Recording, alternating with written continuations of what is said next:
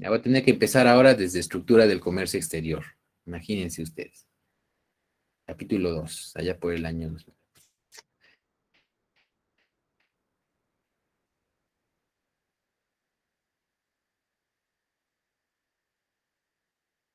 Así. Quien mire los videos, por favor, en YouTube, por favor, deje un comentario. Comentario, se suscribe al canal, deja un like. Bueno, está bien. Entonces, ¿qué estábamos hablando? Otra vez.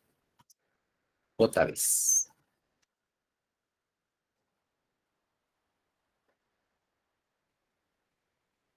Ya, ahora sí vamos a sacar. Ahora sí vamos a sacar el cuaderno y apuntar. Entonces, estábamos hablando de la formación del contrato, ¿no? Entonces, una primera parte, la oferta comercial, donde el ofertante, el vendedor, debe considerar a detalle toda la información de lo que quiere vender. A detalle, marca, unidades, precio, especificaciones técnicas, ¿no? Y luego el comprador tiene la opción de aceptar o de rechazar la oferta comercial. Ojo, es una oferta, es una propuesta, es una cotización. Y la tiene que aceptar claramente, ¿de acuerdo? Claramente decir, sí, acepto. Así como y ustedes saben qué es. O también puede decidir no aceptarla y lanzar una contraoferta, es decir, cambiar las condiciones de la oferta comercial inicial y adecuarlas según sus necesidades y planteársela al vendedor y decirle, oye, ¿qué te parece si trabajamos así? ¿Aceptas? No aceptas. Entonces, aquí ya empieza un tema de negociación, ¿no? De qué es lo que quiere uno, qué es lo que quiere el otro, y llegamos a un acuerdo. Muy bien, ya habíamos visto un primer ejemplo donde la oferta comercial, a ver, caso número uno, ¿no? Hay una oferta comercial de una empresa francesa hacia una empresa alemana. Esta oferta comercial dice 200 kilogramos de un determinado producto. La empresa alemana dice, no estoy tanto de acuerdo con lo que me mencionas, ahora solo quiero 100 kilogramos, pero que me mantengas al mismo precio. Lo que está haciendo la empresa alemana es una contraoferta y la respuesta es sí, pues están cambiando las condiciones iniciales de la oferta del proveedor, porque está cambiando en la cantidad, pero no al precio. Entonces, aquí podría haber una variación, ¿no? Entonces, sí, es una contraoferta. No estoy aceptando la oferta inicial, ojo, no estoy aceptándola. En cambio, quiero seguir en el proceso de compra-venta, solo que bajo otras condiciones. ¿Qué te parece? ¿No? Entonces, aquí empieza una negociación. Ese es un primer caso, ¿no? Y un segundo caso que habíamos visto, dice aquí, por ejemplo, la oferta comercial de una empresa española hacia una empresa alemana indica un lote de 40 cajas de cetiricina, un medicamento, un producto farmacéutico antihistamínico genérico. ¿Esto implica una oferta comercial? Bueno, estábamos viendo que no, porque debe indicar una marca comercial. Aquí no te dice cuál marca comercial, ¿no? O sea, si bien es genérico, pero hay varias empresas farmacéuticas que te elaboran genéricos, ¿no? Entonces, ¿de cuál empresa estamos hablando? Bueno, cantidad dice sí. Ahora, la presentación dice 40 cajas, 40 cajas grandes, 40 cajas pequeñas. ¿Cuánto tiene cada caja? ¿Cuántos blisters? ¿Cuántas pastillas? No lo sabemos, no hay detalle. Entonces, esta empresa alemana puede decirle a la empresa española, pues, no sé si es el español, le puede decir, eh, no entiendo tu propuesta, necesito mayor detalle. Por lo tanto, la empresa alemana está en su derecho de rechazar esta pseudo oferta comercial y de pedirle y de solicitarle una mejor oferta comercial. ¿De acuerdo? Ahí está. Hasta aquí hemos resuelto un caso, ¿no? No se precisa en la oferta. Ahora, la tercera parte de la Convención de Viena se refiere a la compra-venta de mercaderías. Entonces, aquí vamos a tratar sobre la compra-venta de mercaderías. Este apartado se refiere a los derechos y obligaciones que tiene tanto el comprador como el vendedor, ¿no? Algo similar a los Incoterms, ¿no? Ahí también tenemos responsabilidades, obligaciones, comprador, vendedor. También incluye esta parte lineamientos sobre la transmisión del riesgo, ¿no? Lo que hablamos también de los Incoterms. Los Incoterms también se basan, ¿no? en la Convención de Viena, tienen cierta relación, ¿no? Entonces, todo esto nos ayuda a regular la compra-venta internacional. Disposiciones generales, por ejemplo, dice, se requiere especificar en las cláusulas. Las cláusulas son las viñetas de un contrato, ¿no? Cada cláusula representa o un derecho o un deber de parte del comprador o del vendedor. Esas son las cláusulas de un contrato. Entonces dice que se requiere especificar en las cláusulas las circunstancias que pueden constituir un incumplimiento de un contrato. Porque seamos claros, existen muchos incumplimientos de contrato. Por ejemplo, pero hay que especificarlo, ¿no? Podríamos decir que es un incumplimiento de un contrato si nosotros pedimos un producto embalado en cajas de cartón y el producto llega embalado en cajas de madera. Esto es un incumplimiento de contrato, siempre y cuando en el contrato indique que el embalaje es con cartón. ¿De acuerdo? Si es con cartón. Porque si viene en madera, en ningún lado del contrato dice que podemos utilizar madera. Por lo tanto, es un incumplimiento. Estos incumplimientos permiten permite una resolución del contrato, es decir, darlo por terminado sin incluso haber cumplido con las obligaciones de entrega de la mercadería, ¿no? Porque no se está dando bajo las condiciones planificadas, bajo las condiciones previstas. Ahora dice, no se puede admitir, bueno, cuando damos por terminado un contrato, damos por terminar las obligaciones que hasta la fecha tenemos y ya no se van a poder seguir dando obligaciones. Entonces, ya no hay una obligación de pago de repente. Si todavía no se ha dado el pago, ya no hay una obligación de pago, porque hemos resuelto el contrato.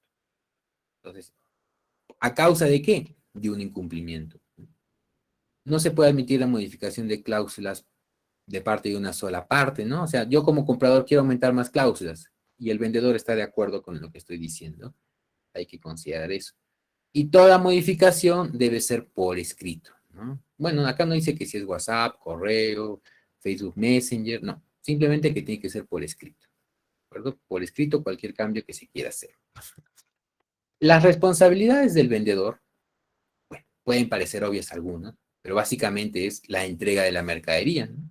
Transmitir la propiedad, que significa en qué momento, imagínense que ustedes están vendiendo 100 cajas de cerámicos.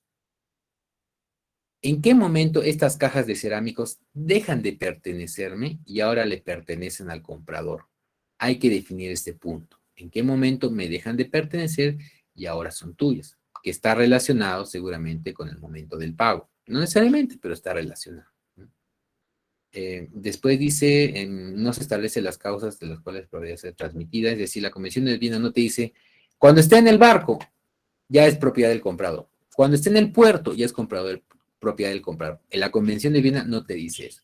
Eso debe ser un acuerdo entre ambas partes. ¿De acuerdo? Entre ambas partes. ¿Bajo qué circunstancias? Puede ser, como les decía, el momento del pago. Cuando tú me pagas, significa que ahora la mercadería es tuya. Pero ojo, de repente podríamos decir, cuando me pagas el 80% del valor, ahora la mercadería es completamente tuya, ¿no? Podríamos decir, pero hay que determinar las circunstancias, ¿de acuerdo? Hay que determinar las circunstancias en las cuales la propiedad de la mercadería cambia de mano. Enviar aviso al comprador que se está enviando al mercado. O sea, yo como vendedor tengo que decirle al comprador, por si acaso, el barco está en camino. Atento a su llegada. ¿De acuerdo? Eso es lo que tengo que decir. Avisar cuando ya está en camino la mercadería. Y yo, bueno, como soy el vendedor, tengo la necesidad de celebrar otros contratos, por ejemplo, de transporte, especialmente de los transportes secundarios, ¿no? De destino a puerto, ¿no? De puerto a un lugar convenido, ¿no? O de entregar información sobre el seguro, que la otra parte pudiera contratarlo y yo no estoy, yo tengo información de la mercadería, ¿no? ¿Cuándo se cumple la entrega? También, ¿bajo qué condiciones se cumple la entrega? Cuando esté en el puerto, cuando está en tus manos, cuando esté en el lugar convenido, ¿cuándo? También remitir los documentos relativos, como por ejemplo el contrato, las boletas de venta, ¿no? El contrato de seguro, contrato de carta fianza, distintos contratos. Indicar con precisión las mercaderías objeto de la operación embaladas, punto importante, y acondicionadas, segundo punto importante, de acuerdo con lo descrito en las cláusulas. Entonces, el vendedor tiene la obligación de entregar la mercadería según lo que dice el contrato, ¿no? Y esto es, como le digo, puede sonar de repente algo obvio porque está en el contrato, ¿no? Pero es necesario aclararlo. ¿Por qué? Porque seguramente muchos vendedores no lo hacen así. Es por ese motivo. ¿Y por qué de repente no lo hacen así? Porque no hay un punto que diga cómo debe ser embalada y cómo debe ser acondicionada la mercadería. Y esto es más responsabilidad del comprador de indicarlo, porque él es el que va a recibir. No lo exime al vendedor. Pero cuando algo es ambiguo, cuando no se tiene claro cómo embalarlo, cómo acondicionarlo, el vendedor hace lo mejor posible y no necesariamente es lo que el comprador quería. Es por ese motivo que si ustedes, por ejemplo, imagínense si son compradores y yo les estoy haciendo una oferta comercial de un producto y no les digo el embalaje ni el acondicionamiento, ustedes tienen derecho a pedir ese embalaje, a pedir cuáles son las características del embalaje y del acondicionamiento, sin el cual ustedes no pueden aceptar el contrato. ¿De acuerdo? Entonces, no necesariamente es aceptar lo que dice el vendedor, sino revisar y algunos puntos tenerlos claros. Por ejemplo, aquí estamos diciendo que debemos ver cuál es el embalaje, cuál es el acondicionamiento. Si este punto no está, el comprador tiene el derecho de exigir las condiciones de embalaje y acondicionamiento para que pueda aceptar la oferta comercial. Sin esto, no lo va a poder, no lo va a hacer, ¿no? Dice, el momento de conformidad de las mercancías coincide con la transmisión del riesgo. Entonces, nosotros, según los 5 ya conocemos cuándo se transmite el riesgo sobre la mercadería. Cuando uno acepta la mercadería, cuando el comprador acepta el riesgo sobre la mercadería, quiere decir que tú aceptas o que tú estás conforme con la entrega que te está dando el vendedor respecto de la mercadería. Eso significa, si tú aceptas el riesgo desde el puerto hacia adelante, significa que estás conforme con las características de la mercadería que te las está entregando el vendedor. Ya más adelante tú no puedes decir, no estoy de acuerdo, porque significa que no estás aceptando el riesgo, ¿no? Entonces, pero según la convención de Viena, sí. Si tú aceptas ese riesgo, estás aceptando la conformidad de la mercadería. Entonces, van de la mano, ¿verdad? La conformidad de la mercadería con la aceptación del riesgo. Uy, caso número 1. Ah, bueno, para el caso estábamos trabajando con nuestra hojita, ¿no? Ya, les voy a pasar la hojita. Compartir.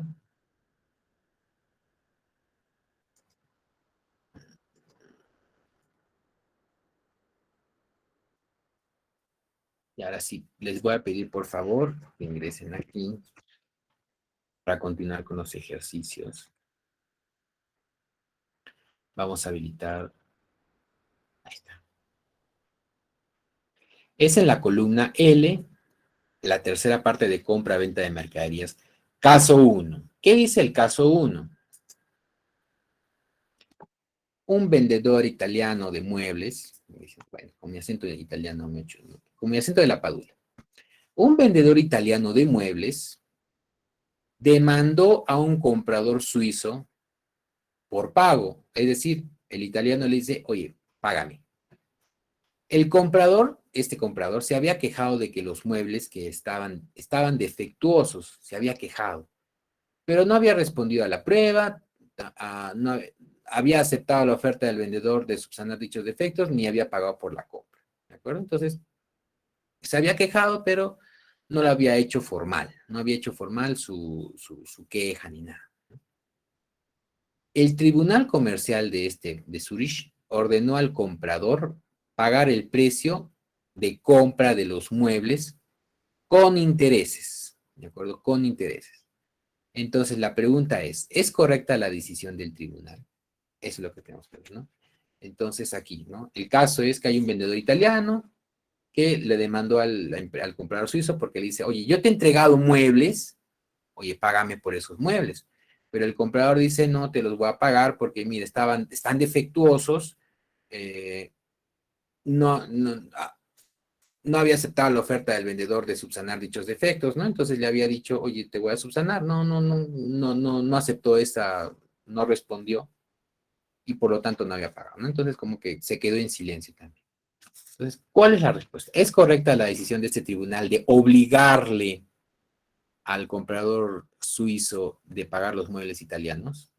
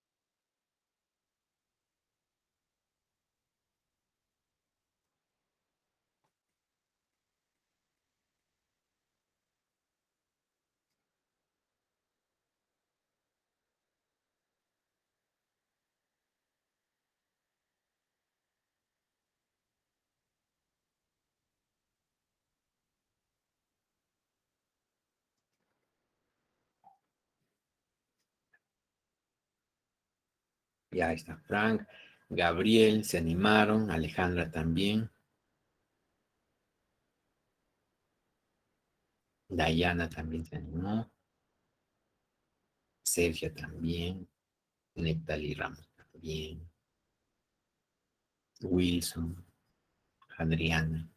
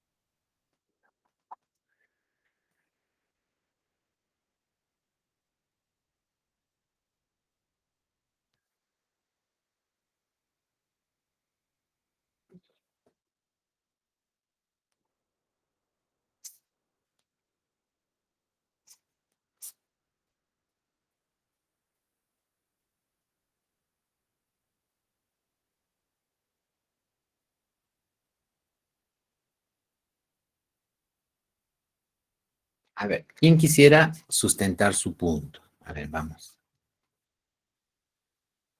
Alejandra, te escuchamos. Ay, ya. Buenas noches, ingeniero. Bueno, yo pienso que sí es correcta la decisión del tribunal que el comprador tenga que pagar eh, la mercadería porque ya ha firmado y ha aceptado la oferta del vendedor. Y también puede que haya dicho de palabra que estaban mal o defectuosos los muebles o la mercadería, pero no lo hizo por escrito y es por eso que no procede su queja. Ujú. De acuerdo, Alejandra. Entonces, porque aceptó, no se quejó, pero no de manera formal, ¿no? Que también estaba leyendo algunas respuestas que estaban algo parecidas, ¿no? También no hizo una queja formal, ¿no?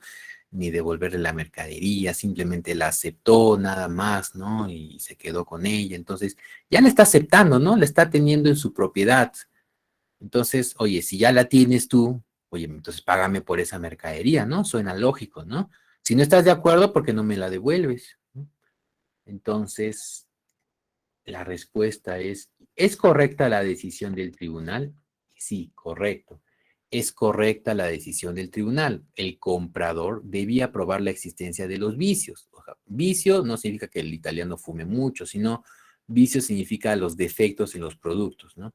Y comunicar la falta de conformidad dentro de un plazo razonable, ¿de acuerdo? No te quedes con la mercadería tampoco. Si no estás de acuerdo, mejor devuélvela porque, bueno, pues, no está bien, ¿no? Si te la quedas, significa que estás conforme con la mercadería, entonces paga por ella, ¿no? Muy bien, chicos. A ver, vamos a decir otro caso. No, hay ahora las obligaciones del comprador. ¿Qué debe hacer el comprador?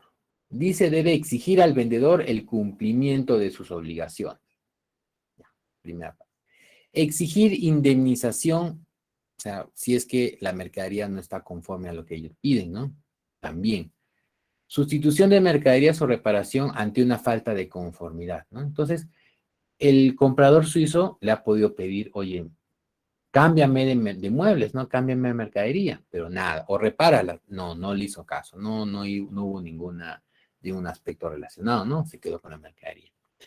Puede declarar resuelto el contrato cuando el vendedor incumpla sus obligaciones, ¿no? También ha podido hacer esto el comprador suizo, ¿no? Decir, oye, la mercadería no está conforme, resolvemos el contrato porque no está según las condiciones dadas, ¿no? Pero no lo hizo, simplemente se quedó con la mercadería, ¿no? O pedir una rebajita, pues no, oye, mire, la mercadería no está tan bien como me dijiste, no está bajo las condiciones que conversamos, ¿no? Madera pino, laqueada, con soporte de acero, no está así.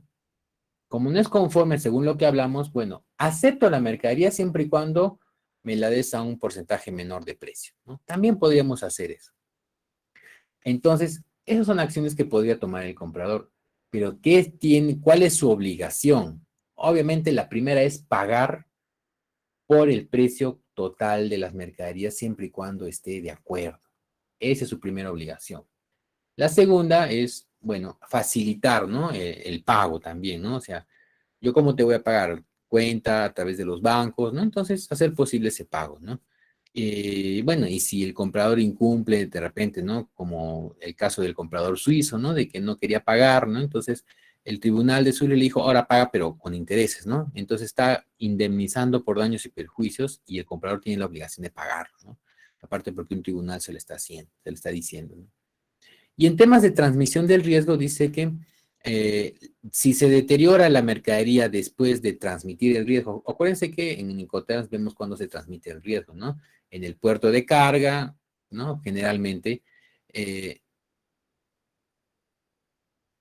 no está obligado, o sea, no libera, mejor dicho, o mejor dicho, el comprador está obligado a pagar por la mercadería, ¿de acuerdo? Cuando tú como comprador ya aceptaste el riesgo de la mercadería, es decir, que ya estás conforme con la mercadería, entonces ahora tienes que pagarla. Pues ya no hay opción de que decir, no, no estoy tan de acuerdo, ¿no? Por eso es importante en qué momento definimos los incoterms, ¿no? ¿Cuál es el punto de entrega? ¿Cuál es el punto de transmisión de la mercadería? Porque a partir de que nosotros estamos asumiendo el riesgo, estamos ya en la obligación de pagarlo, de pagar por la mercadería. Salvo que pongamos en evidencia que hay algún error con la mercadería y el cual no es responsabilidad del comprador, sino fue responsabilidad total del vendedor. Sea que él haya contratado algún transporte, sea que haya sido manipulado por otra tercera, pero siempre y cuando recaigas la responsabilidad sobre el vendedor. ¿Verdad? Ya. Caso número 2. Caso número 2. A ver. En este caso, dice, hay una empresa española que acuerda con una empresa alemana la entrega de un lote de mercaderías en una fecha y en una hora acordada por ambas partes, ¿de acuerdo? Por ambas partes acordaron la fecha y la hora. La empresa española llegó al lugar a la fecha y hora indicada y cumplió con la entrega de la mercadería. Imagínense que sea un almacén, ¿de acuerdo? Un almacén. Entonces, tanto la empresa española como la empresa alemana quedaron en entregar la mercadería en un almacén, en un determinado lugar, ¿no? la empresa española llegó con la mercadería en la hora y la fecha acordada. Sin embargo, el comprador alemán no fue. ¿Por qué? No sabemos, pero no llegó. La empresa española acordó y dejó la mercadería. Tampoco se va a quedar esperando pues 3 días a que llegue la empresa alemana, ¿no? La dejó en el almacén. En este lapso de tiempo, la mercadería sufrió un siniestro, o un deterioro, o un daño, o un robo. La pregunta es, ¿sobre quién recae la responsabilidad de pérdida? ¿La empresa española o la empresa alemana? ¿Qué es lo que opinan ustedes? Adelante. Respondan en la columna N. ¿Sobre quién recae la responsabilidad de la pérdida?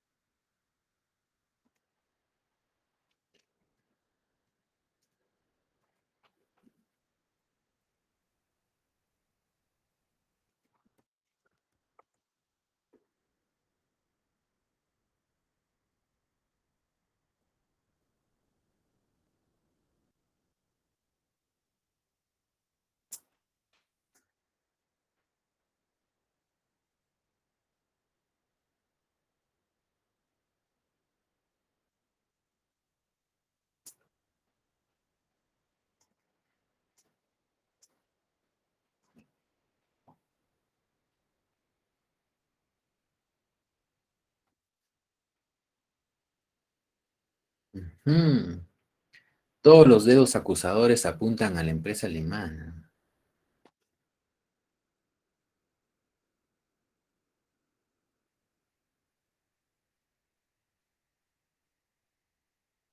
¿Por qué? ¿Por qué?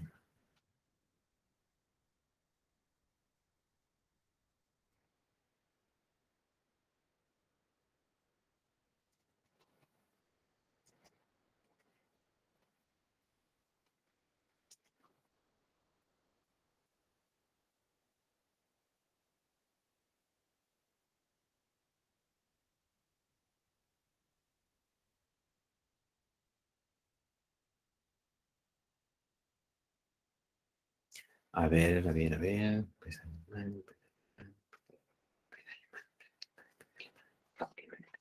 sí, ya. Hasta ahí creo que estamos llegando a un acuerdo. Muy bien. A ver, veamos entonces. Ujú. A ver, a ver. ¿Dónde está? Mientras van completando los respuestas.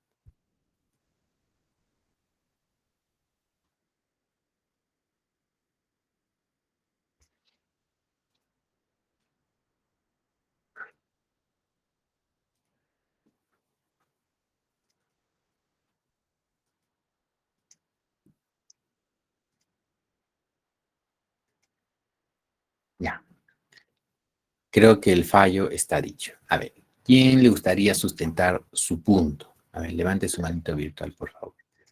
Tenemos a Gonzalo Alonso. Adelante, por favor. Sí, ingeniero, buenas noches. Bueno, como lo estipula el caso, dice que una de las partes incumplió lo que es en el plazo de entrega. Es por ello que siempre, ¿no? Quizás en este contexto, a la primera empresa que podemos decir que es responsable, esa es la primera que falló con esta condición, que sería la empresa alemana. Pero también tengo una duda respecto a eso, porque, por ejemplo, la empresa española, como usted dice, decidió llevarlo a un almacén, ¿no? No sé si sea más correcto también que la empresa española hubiera notificado o hubiera hecho algo previo también para poder luego también ampararse en que, no sé, quizás por ahí se quedó un acuerdo para poder almacenarlo. Aunque Ujú. también hay parte, creo que de las dos. Bueno, no es lo que yo siento, pero más culpa hay de la empresa española, no, de la empresa alemana. Muy bien, Gonzalo, ¿no? Es un buen punto para tomarlo en cuenta, ¿no? O sea, la empresa española tiene la obligación, como habíamos dicho, de comunicar que la mercadería está en camino y para el lugar acordado en la fecha y hora acordada. Esa es su responsabilidad, ¿no? Y bueno, y estamos viendo que la responsabilidad, este lugar y fecha y hora es un acuerdo entre ambas partes, ¿de acuerdo? No es solo un acuerdo de solo la empresa alemana, solo la empresa española, no. Debe ser un acuerdo hecho entre ambas partes. Ambos han estado de acuerdo en que sea a tal lugar, a tal hora, en tal fecha. Entonces, aquí vemos que hay un incumplimiento de la empresa alemana, ¿no? Eh, había una manito levantada, pero ya la bajaron. ¿Qué día también se Era debe? yo ingeniero, Ah, ya pero no fue. esto sí, concorro con mi compañero. Ya se habían establecido plazos previamente, entonces no es algo como que fuera a última hora, entonces ya se tenía en cuenta ambas empresas habían estado de acuerdo a su disponibilidad.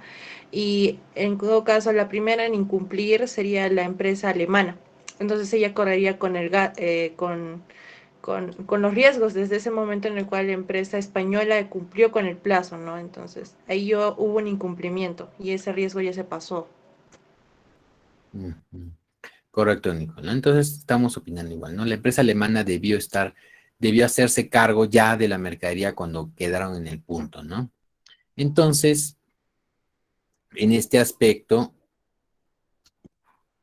sobre la empresa alemana, pues no facilitó las condiciones para la recepción de la mercadería y se encuentra obligada a pagar el precio de la mercadería, ¿no? Porque, bueno, debió ir a acercarse a recoger la mercadería, ¿no? Facilitar esas condiciones para recibirla. No lo hizo, dejó que la empresa española se encargara de todo y fue bajo contrato, ¿no? Entonces, quedaron en lugar, fecha y hora, la empresa española cumplió, la empresa alemana no se presentó, pero eso está bajo contrato. Entonces, se le obliga a pagar el precio de la mercadería. ¿De acuerdo? Muy bien, chicos.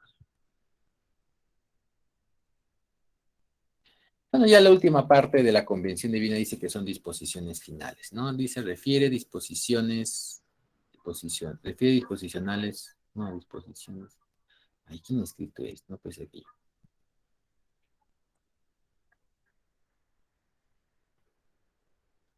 Dice acá, refiere disposiciones.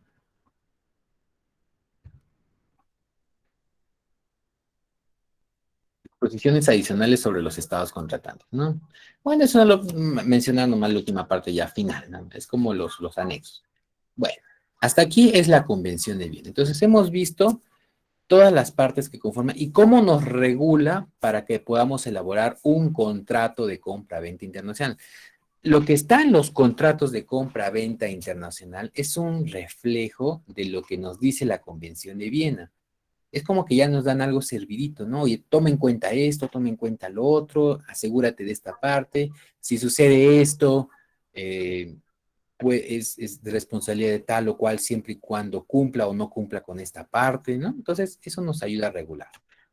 Ahora lo que vamos a ver es el tema del contrato, ¿de acuerdo? El contrato de compra-venta internacional.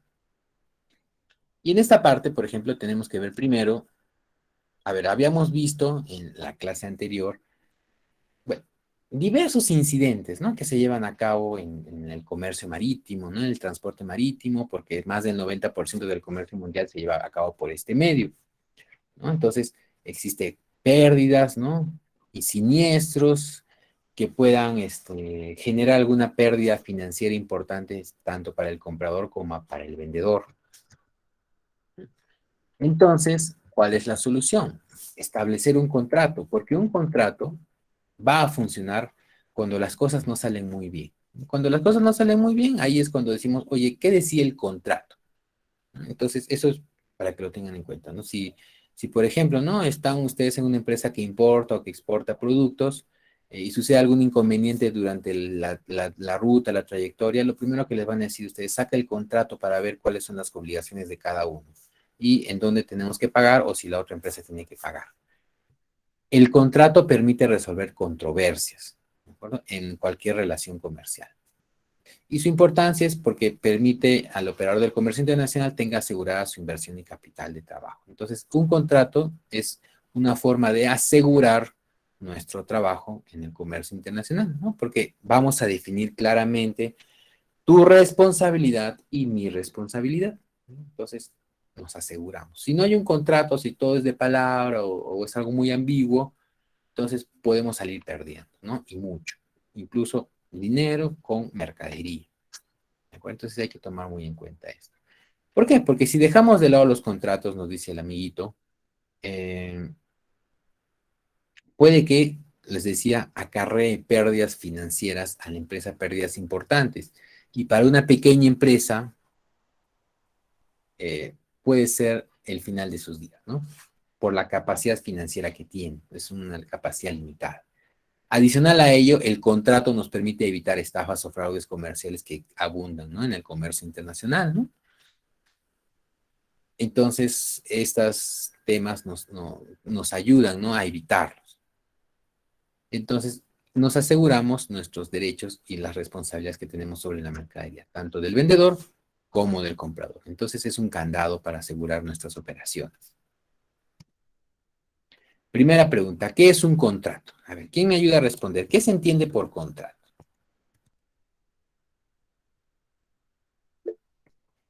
Alejandra dice un acuerdo. Nelsi dice un aucerdo. Un aucerdo. No, acuerdo.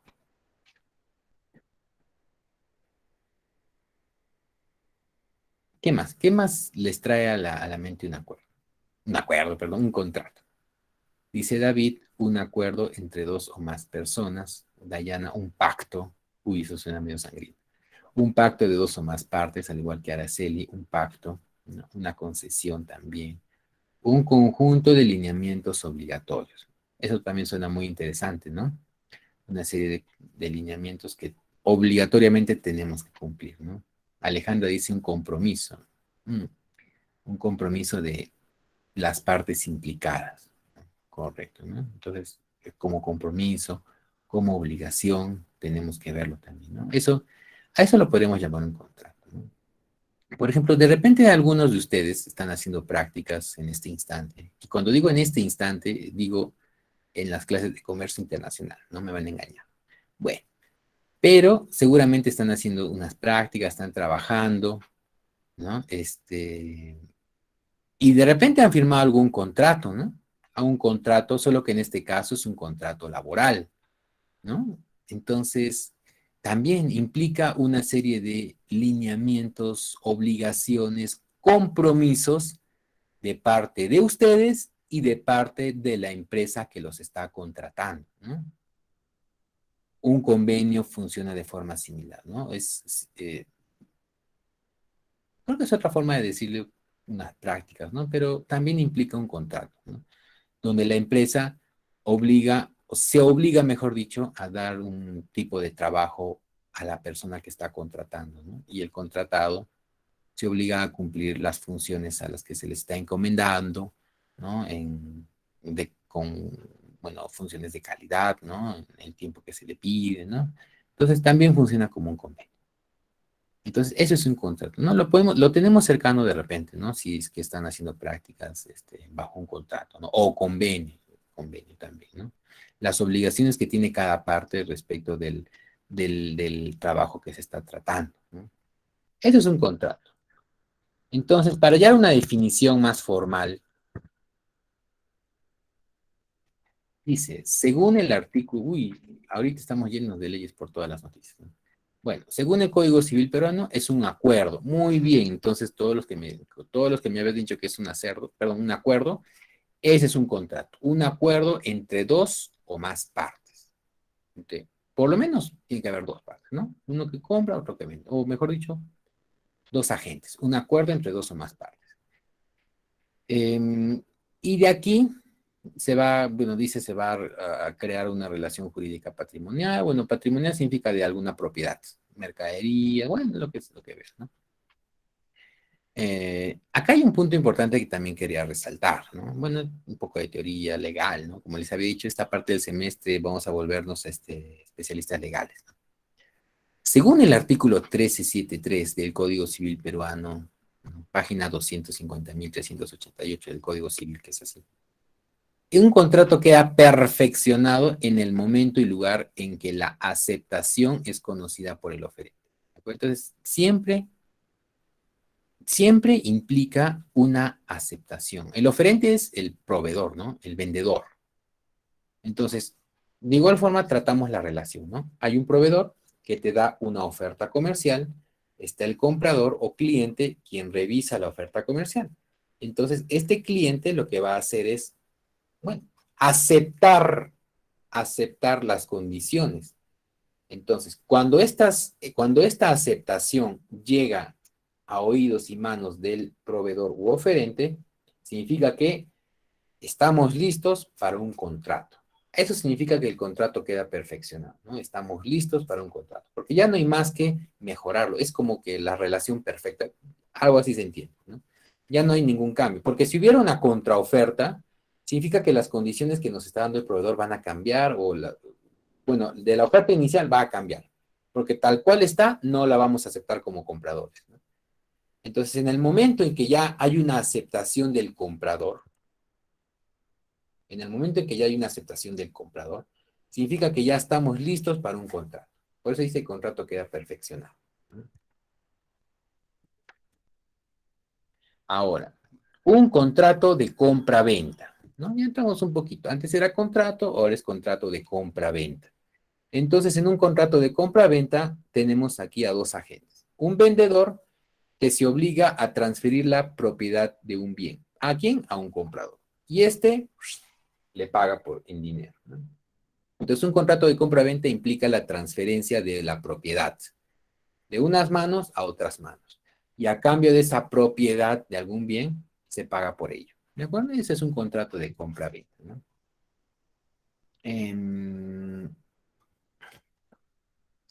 Y luego tenemos, bueno, más o menos así funciona la secuencia, ¿no? Hay una aceptación de la oferta que es conocida por el oferente, se exterioriza la voluntad de vender, ¿no? Se transfiere la propiedad y por esa propiedad se exterioriza la voluntad de pagar el precio y se paga por el precio convenido, ¿no? Es una forma simple de ver este contrato de compra-venta, ¿no?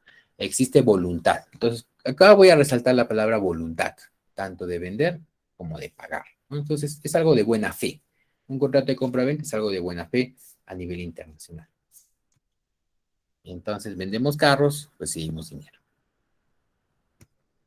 Y ahora, ¿qué es un contrato de compra-venta, pero internacional? Entonces también es una relación entre, puede ser, personas naturales o jurídicas de distintos países, ¿no?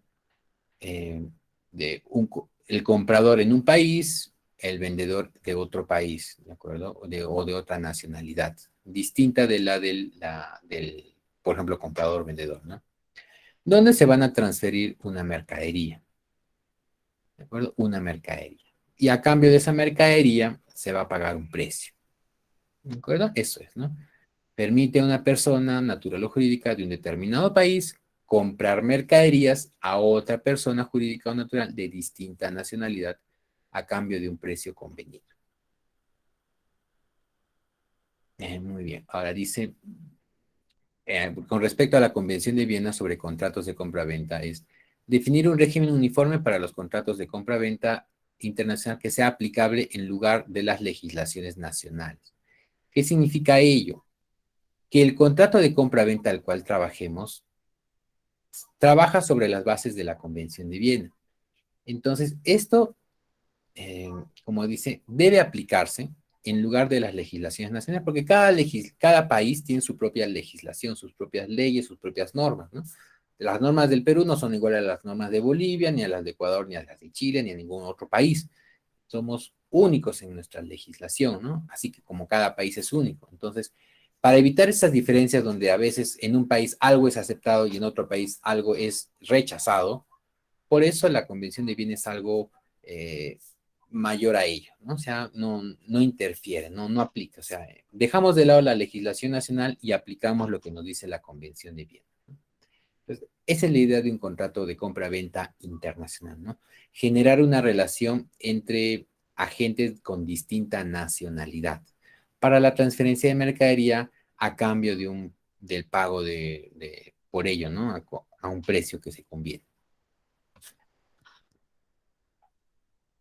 Ahora viene una pregunta importante. Hacer un contrato Bueno, ya estamos viendo que hay ciertos detalles que hay que tomar en cuenta, ¿no? No era tan fácil hacer un contrato, ¿no? Hay ciertos detalles que hay que tomar en cuenta, implica un esfuerzo adicional. La pregunta es, entonces, ¿por qué debo formalizar la compra-venta con un contrato? ¿Por qué debo formalizar que yo estoy vendiendo paltas a algún cliente de Corea del Sur con un contrato? ¿No sería mejor por correo electrónico? Oye, te mando tantas piezas, tantos lotes, tantos kilos, y tú los recibes en tal lugar, ¿no? En vez de estar elaborando un contrato, cláusulas y cláusulas. ¿Por qué lo debería formalizar una compra-venta con un contrato? A ver, dice Alejandra, disminuir la ambigüedad. Bien, correcto. Claro, mientras más específico, mejor, ¿no? Manuel Alejandro dice evitar algunos riesgos, correcto. Algunos, cuando menciona Manuel riesgos, se refieren a algunos eventos inciertos que podrían suceder y que podrían dañar nuestra estabilidad financiera, ¿no? Dayana nos comenta que, ¿por qué debemos formalizar? Para establecer claramente las condiciones que se deben cumplir, ¿no? El contrato. O sea, aquí dejamos de lado lo general y decimos, oye, las condiciones que, por ejemplo, de entrega del producto son tantas, ¿no? A tal fecha, a tal hora. Alejandra dice para disminuir el riesgo, correcto también. Wilson dice para asegurar obligaciones y responsabilidades. Muy bien, ¿no? Bajo un contrato nos aseguramos cuál es tu labor, cuál es mi labor, ¿no?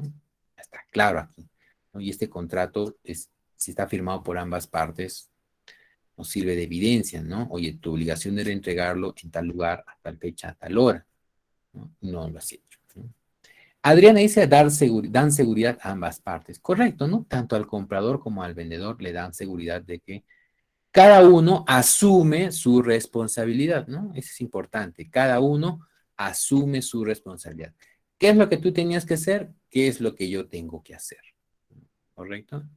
A eso se refiere, ¿no? Cada uno va a asumir su responsabilidad. Muy bien, entonces yo les voy a compartir algunos puntos más de por qué debemos formalizar la compra-venta con un contrato. Factores para la formalización. Por el volumen monetario de la transacción. Es decir, que el monto que se va a pagar por la mercadería es un monto importante. Entonces aquí vale decir que queremos mayor seguridad, ¿no? Sea por el lado del vendedor o por el lado del comprador. Entonces mejor nos aseguramos mediante un contrato, ¿no? También podemos llevar a cabo un contrato por la frecuencia de las relaciones comerciales. Acuérdense que no necesariamente es una venta única. Por ejemplo, yo podría vender mis paltas al cliente en Corea del Sur y no necesariamente va a ser una única venta en toda la vida, ¿no? De repente me pide, quiero 100 kilos, no sé, muy poquito, una tonelada de paltas cada 3 meses. Bueno, puede ser, ¿no? Entonces hay una frecuencia, ¿no? Durante el año va a haber 4 entregas. Entonces hay una frecuencia de relaciones comerciales, ¿no? Entonces ya me voy a llevar muy bien con el amigo coreano, pues, ¿no? Porque ya le estoy entregando 4 veces al año. Entonces, es por este motivo que también debemos formalizarlo en un contrato de compra-venta, ¿no? Es importante. También por el grado de inversión que se destina a una transacción comercial, que está relacionado con el volumen monetario, ¿no? Porque imagínense que tengan que llevar, no sé, 50 toneladas de paltas. 50 toneladas es un monto importante porque tengo que acondicionarlas, tengo que embalarlas, ¿no? Tengo que hacer toda una operación especial para venderlas y entregarlas a mi cliente en Corea, ¿no? Entonces, la inversión que yo tengo que hacer es importante y mejor la cubro con un contrato, porque el contrato habíamos dicho que también es un candado, ¿no? Entonces, nos ayuda a asegurar nuestra inversión por las responsabilidades que se asumen, como ustedes bien dicen, ¿no? O sea, cada uno tiene partes que cumplir. Entonces, vamos a asegurarnos al decir, yo hago esta parte, tú haces esta parte. Y esto está escrito en papel, ¿no? También por la naturaleza de las mercancías o productos que pueden perecer en el tiempo, tipo mis paltas, ¿no? Mis paltas pueden perecer. Ahorita hay una cola de contenedores en China. Muchas de las paltas que están allí podrían malograrse al fallar de repente el sistema de frío. Mejor me aseguro y digo, ¿qué pasaría si se apaga el frío? ¿Quién tiene la responsabilidad? ¿No? Entonces, vamos allí limitando, asegurándonos, ¿no? Como ustedes bien mencionan, asegurando las responsabilidades, asegurando sus mercaderías.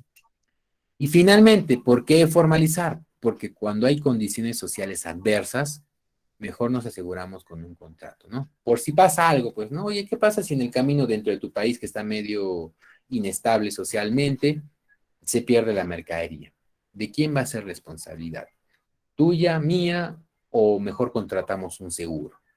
¿No? Entonces, son algunos de los factores que podemos utilizar para formalizar un contrato. O sea, ¿por qué debemos formalizar un contrato?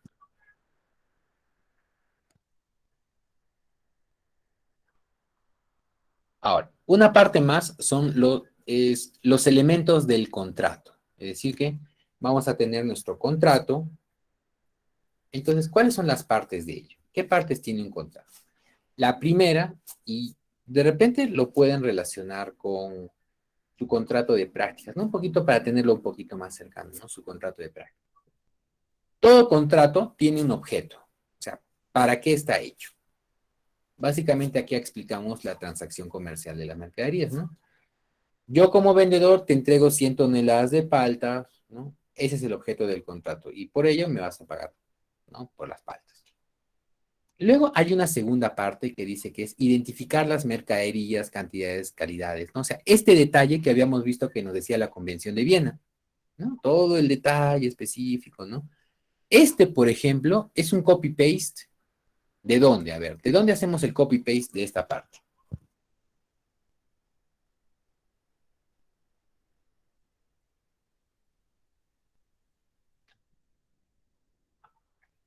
Muy bien, Adriana. Alejandra dice segunda fase. Wilson, Nicole, ¿no?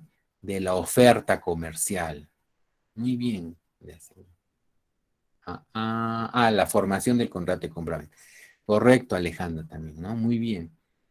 De ahí es el copy-paste, ¿no?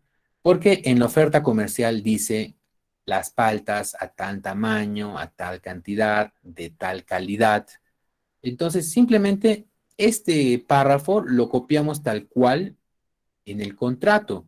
¿Por qué? Porque son las condiciones que hemos negociado, ¿no? Entonces, no tendríamos por qué cambiarle siquiera una coma, porque eso ya podría implicar una mala interpretación, ¿no? Entonces, hagamos el copy-paste de lo que decía la oferta comercial, porque eso es lo que ha aceptado el cliente, ¿no?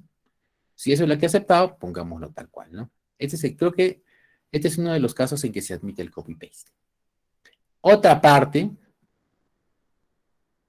implica el precio de las mercancías. O sea,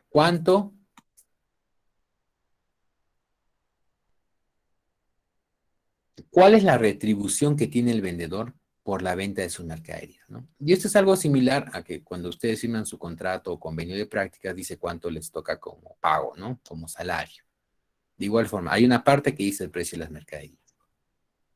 Luego hay una cuarta sección que podría ser el envío de las mercaderías, es decir, las condiciones de empaquetado y embalado, lo que habíamos hablado, ¿no? Que estaba también en la Convención de Viena.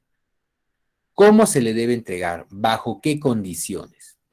¿Cuántas cajas de cartón? ¿Cuántas vueltas de stretch film? ¿No? ¿Qué quieres que coloque en la caja? ¿Qué tipo de embalado? ¿No? ¿Qué tipo de etiqueta? Todo ello, ¿no? Y también la consulta de Gonzalo, ¿no? La comunicación sobre el envío. Estoy enviando la mercadería en este momento, ¿no? Ya llegó al almacén, ya. Entonces, ya puedes recogerla, ¿no? Pero estoy comunicando, ¿de acuerdo? En el contrato debe decir en qué momento voy a comunicar esto. Cuando está saliendo la mercadería, cuando ya llegó, cuando está en el camino, ¿no? ¿En qué momento? Entonces, estas condiciones del envío de la mercadería deben estar claramente descritas en el contrato. Y como ustedes están viendo, un contrato no parece tan simple, ¿no? Sino es algo más, un poquito más complejo, de mayor detalle. La quinta parte dice las condiciones de pago. Uf, importantísimo. Las condiciones de pago. Porque ya estábamos hablando del precio convenido, ¿no? De repente por las 50 toneladas de palta me vas a pagar $50,000. Perfecto, ese es el monto en retribución. La pregunta ahora es, ¿cómo me vas a pagar? Es decir, ¿en qué momento? qué día, a qué hora, cómo debo esperar ese pago. Y ojo, esto también debe ser habíamos dicho que el contrato es un acuerdo, correcto, las condiciones de pago también deben ser un acuerdo, porque el comprador me puede decir, oye, yo siempre pago en efectivo y pago en, ¿cuál será pues la moneda de Corea del Sur? No sé, bueno, en seguros. Entonces, yo podría no estar de acuerdo, ¿no? A mí me gusta que me paguen a través de un cheque bancario o una transferencia en cuenta bancaria, ¿no? Entonces, hay que llegar a un acuerdo también en las condiciones de pago. Y también podríamos incluir si se pagan intereses en caso el pago sea retrasado, ¿no? ¿Cómo así? Si, por ejemplo, nosotros decíamos, oye, el pago tiene que ser el día 2 de noviembre, y ya estamos 3, ya ha pasado un día después de la fecha acordada. Podríamos indicar que por cada día de retraso se suman los tanto porcentaje de intereses sobre el precio, ¿no? Y eso podría ser una forma de condicionar también el pago y de apurarlo, ¿no? De asegurarnos también. Entonces, podríamos indicar intereses en caso del pago sea retrasado.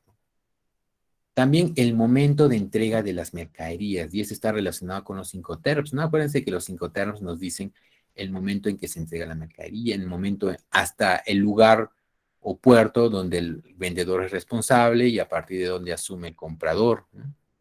Entonces, lugar de entrega, fecha, periodo de entrega. ¿Qué pasa si hay un retraso en los envíos? ¿Cobramos una penalidad o no cobramos nada? ¿Esperamos tranquilos? ¿Cuántos días esperamos tranquilos y a partir de qué día ya nos empezamos a poner ansiosos, ¿no? Entonces, a eso también se refiere la entrega de las mercaderías. Y también, como hablábamos, el momento de transferencia de propiedad. ¿Cuándo se transfiere la propiedad? ¿Cuándo esas paltas dejan de ser mías y ahora pasan a ser parte tuya?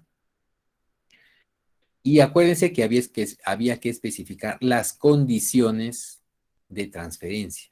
Es decir, de repente cuando está en el barco, cuando me has pagado el 80%, ¿no? Especificar esas condiciones cuyo efecto es que la propiedad ha sido transferida de mano. Una séptima sección es la entrega de los documentos, porque aquí también hay entregas como la factura comercial, el documento de transporte, ¿no? Y otros documentos que pudieran existir. ¿En qué momento se van a entregar? ¿En qué momentos van a ser ahora del comprador? ¿No? Porque también hay que hacer trámites con respecto a ello.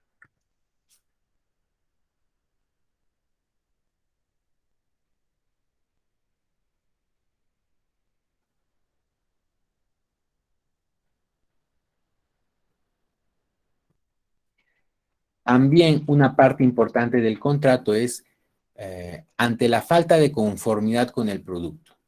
¿Qué hacemos? ¿Qué puede hacer el comprador cuando no está conforme con el producto? Entonces, puede haber una notificación o puede haber una oportunidad de reclamo. Entonces, aquí es que tenemos que determinar qué se va a hacer, ¿no? Muchos contratos podrían obviar estas partes, ojo, ¿eh? Esto nos lo recomiendan las leyes internacionales. ¿Qué partes deben tener un contrato? ¿Qué elementos? Ahora, no necesariamente los contratos que firmemos van a tener los 10 o más puntos que vamos a ver. ¿Deberían tenerlos? Sí deberían tenerlos porque de esa forma, como ustedes mencionan, aseguramos nuestro trabajo, aseguramos nuestra inversión. Entonces, hay que procurar que todos estos puntos estén incluidos, ¿no? Bueno, también, por ejemplo, las condiciones del contrato, o sea, vigencia del contrato, ¿no? Algunos contratos pueden tener vigencia hasta cierto tiempo y después de eso ya no es válido.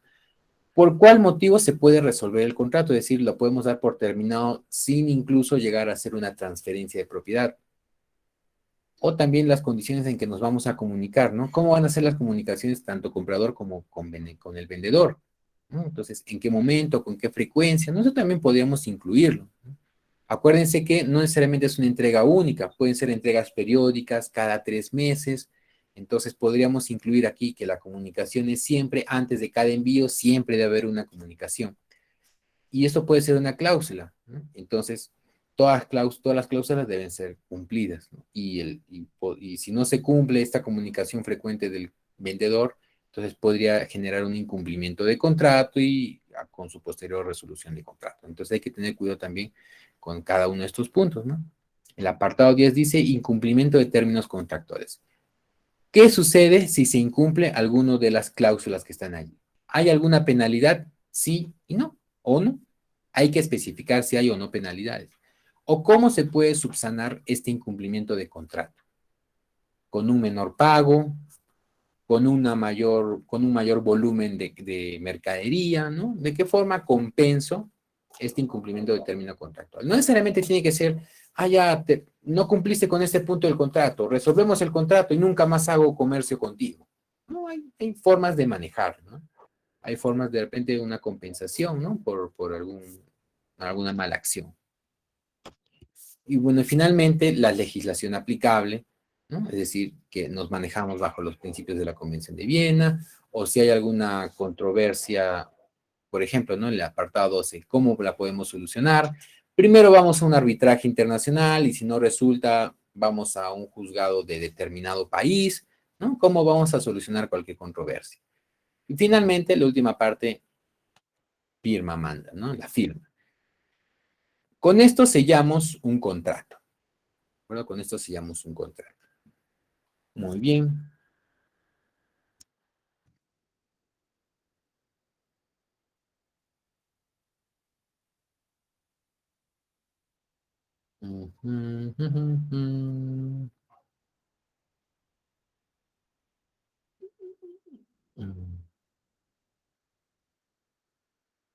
Ya.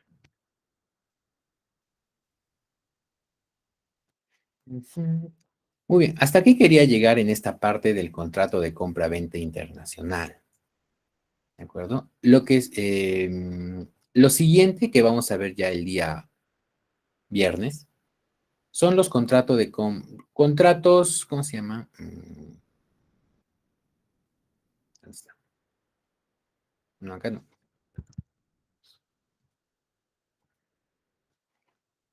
Los contratos internacionales. Eso vamos a ver el día viernes. Los diferentes tipos de contratos internacionales. ¿De acuerdo? Eso lo vamos a ver el día viernes y también un ejercicio la mitad de la clase, ¿no? Que es como un trabajo de clase para el día viernes.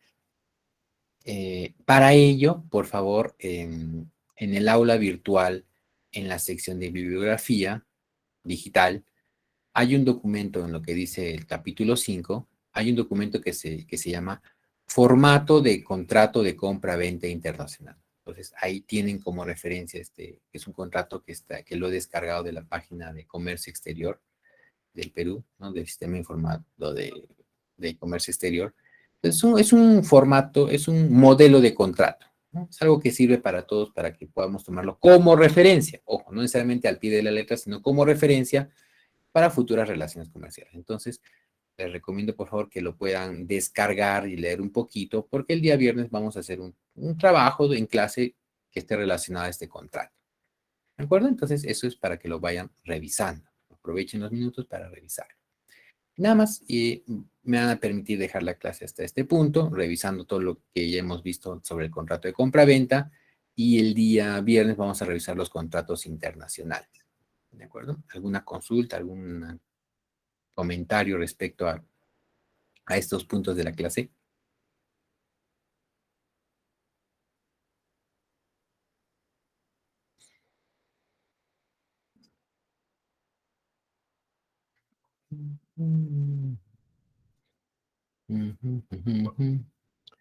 Muy bien, chicos.